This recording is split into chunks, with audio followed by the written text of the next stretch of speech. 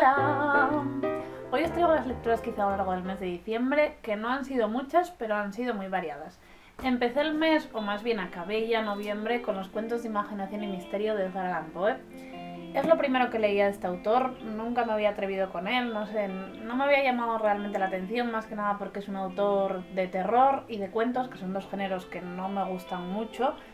Pero tengo que decir que me ha gustado mucho este libro y eso que no lo he terminado, he dejado 4 o 5 cuentos para el año que viene para Halloween porque empecé a leerlo en Halloween y al final estuve todo diciembre leyendo y estaba acabando conmigo este libro porque es súper creepy y siniestro y, como os podéis imaginar, perturbador. Y en Navidades leer cuentos así no me apetecía nada, así que bueno, me leí como, no sé, 15 o 16 cuentos. Los disfruté mucho, pero creo que este autor es para leer cuentos espaciados. Está muy bien esta recopilación, cuenta con algunos de sus cuentos más famosos, el de El gato negro, el de la casa de Usher, ¿qué más? Berenice, todos esos me gustaron mucho, también El pozo del péndulo me gustó mucho.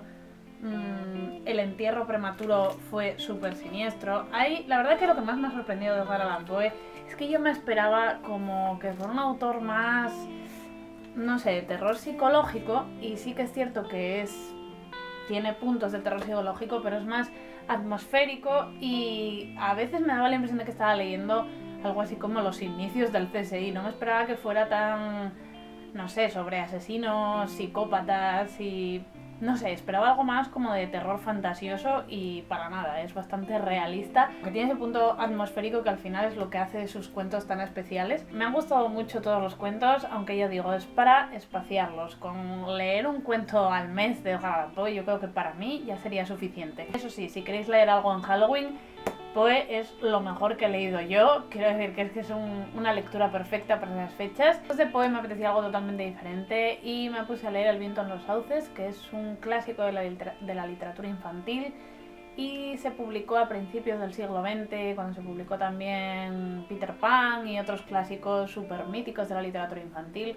Es uno de esos libros que siempre había querido leer y nunca me había animado, no sé por qué. Creo que lo he disfrutado mucho, pero no ha llegado a enamorarme, que es lo que esperaba de esta lectura. Ya sabéis que soy una fanática de los clásicos infantiles, los suelo disfrutar un montón. En este caso, aunque digo que me ha gustado y me ha parecido una lectura muy melancólica, muy tierna, tampoco me ha emocionado en ningún momento. No sé, creo que no me ha faltado el clic ese para apreciarla en su magnitud. Quizá en futuras lecturas la aprecie más. Sí que tiene algo súper nostálgico que me gustó mucho. Es una fábula con animales personificados. Lo curioso es que estos animales, el tejón y el sapo y todos estos, la verdad es que son totalmente como seres humanos. Viven en la campiña inglesa con sus barcas y sus casitas de campo.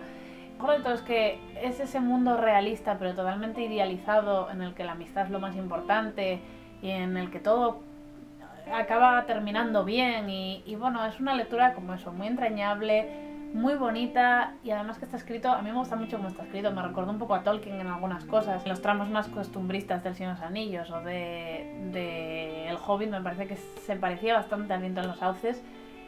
Es un librito muy chulo que me ha gustado, pero ya digo, me ha faltado ese clic para enamorarme de él. Este mes también he leído varias lecturas navideñas, como a mí me gusta siempre hacer meses temáticos, pero de la mayoría os hablaré ya en el mes de enero, o sea, en las lecturas de enero.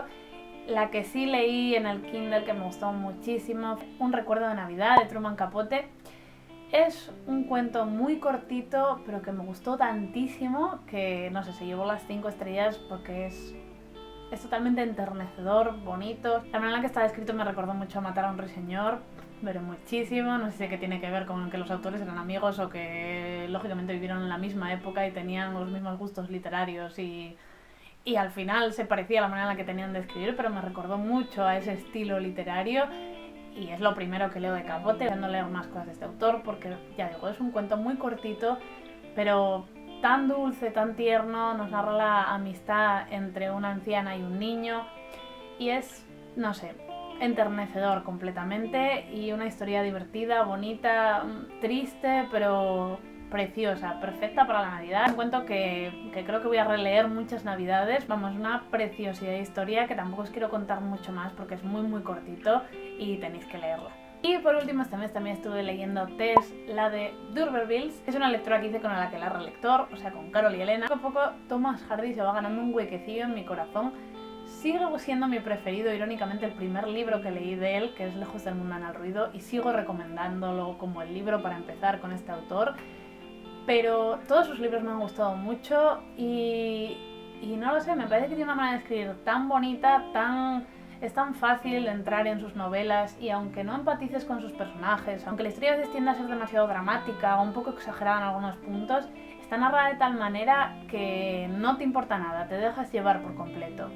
En este caso sí que es la historia más dramática que he leído de Hardy por el momento. Me ha parecido durilla, yo ya la conocía a través de una miniserie que había visto hace años, pero es curioso porque no he llegado a llorar ni a sentir verdadera tristeza en ningún momento, no porque tenga el corazón ahí de hielo, sino porque es que lo que conseguí era indignarme con todo lo que estaba ocurriendo y me enfadé muchísimo durante la lectura. Acabas muy enfadado con el mundo y con la sociedad y con todo. Es la historia de esta joven campesina que por las necesidades de sus padres acaba yendo a trabajar con su supuesto primo rico, y eso desencadena una serie de situaciones que van a ser cada vez más difíciles para Tess. Y el libro está centrado totalmente en eso, en demostrarnos cómo una chica totalmente joven, inocente, pura, campesina, que no tiene realmente grandes aspiraciones ni es una persona con maldad, es una persona sin ningún tipo de maldad,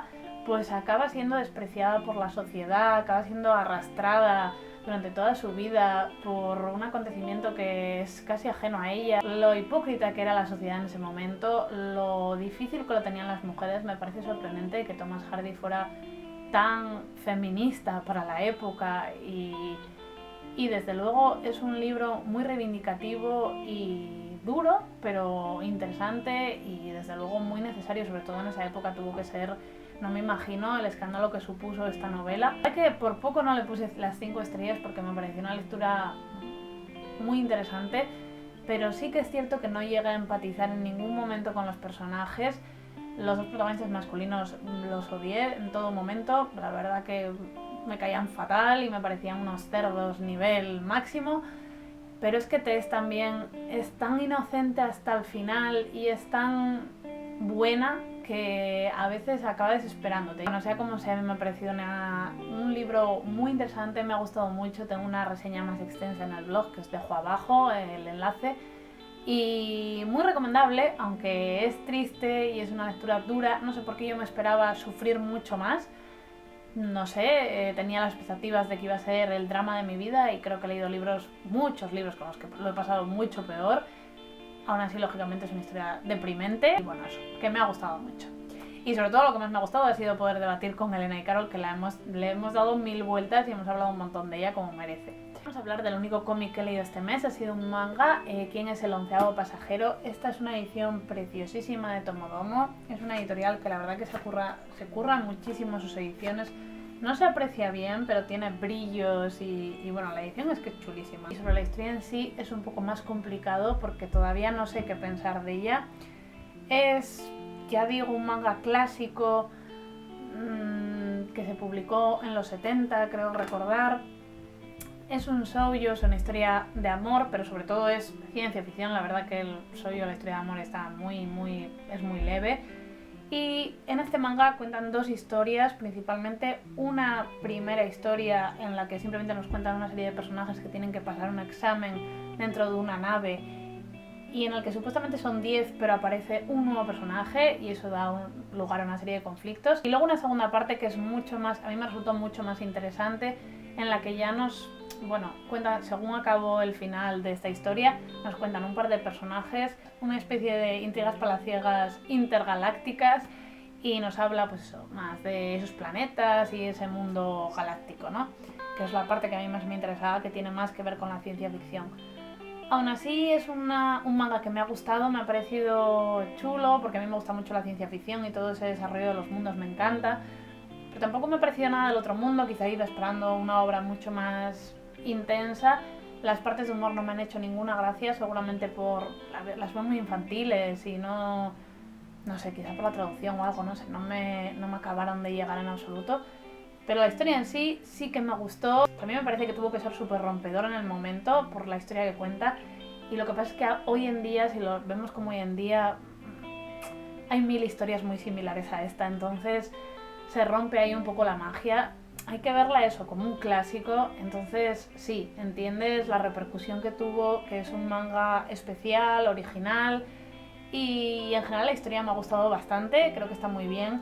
Lo que pasa que, no sé, me esperaba algo más, esperaba igual una historia más original, que es lo que digo, en el momento tuvo que ser original, pero hoy en día no sé qué pensar de este manga, quizá cuando pase un tiempo lo aprecie más. De momento se queda con un me ha gustado, no me ha entusiasmado. Estas han sido mis lecturas de este mes, espero que empecéis con muy buen pie este año. Ya estoy totalmente curada de mi gripe, os agradezco mucho que os preocuparéis tantísimo por mi salud infame. Nada más, muchas gracias por estar ahí, nos vemos pronto y adiós.